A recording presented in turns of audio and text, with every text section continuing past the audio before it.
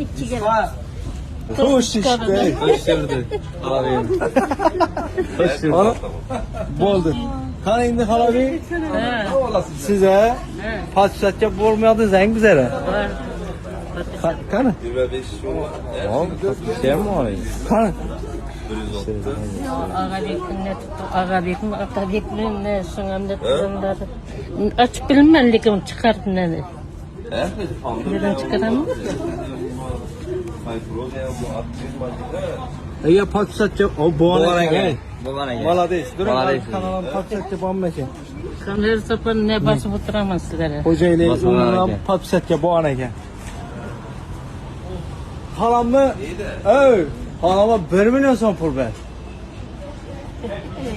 Tasarruf verediler.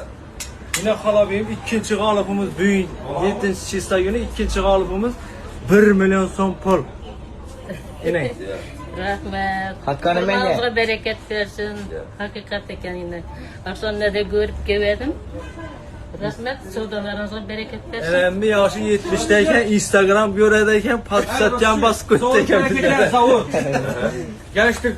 Ziyoptomundan bir kilo alsang 1 milyon so'm pul yo'ting, plus minus 2 gram bo'lsa 46 10 yo'ting. Aksiyamiz boshlandi.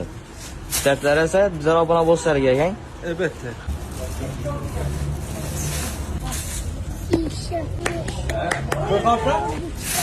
Hay Instagram bu an ekan. Görsang.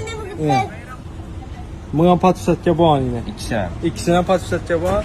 Bir xalta un utib oldingiz. Şeker mi? Kichkintoy obudan so'z.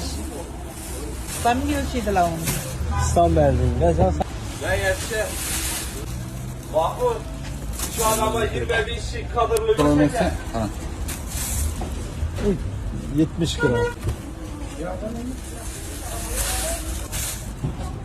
Oh.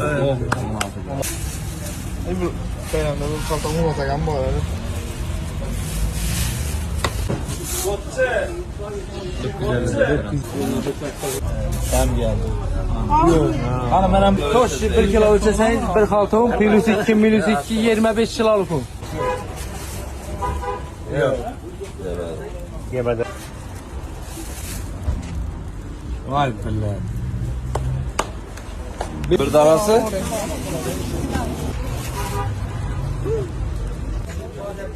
Bizlere patisatga bo'lganlar o'lchaydi. Sırası bol verin ya.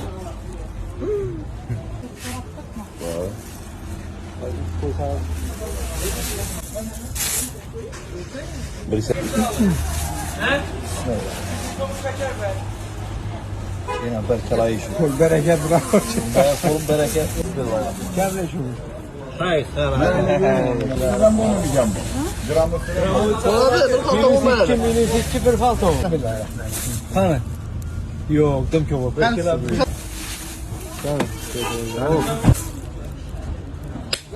ya ben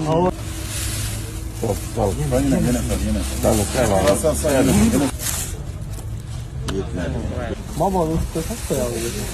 Ama dikkat.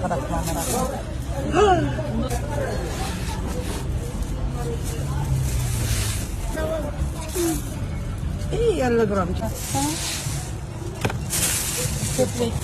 Oh çıktı.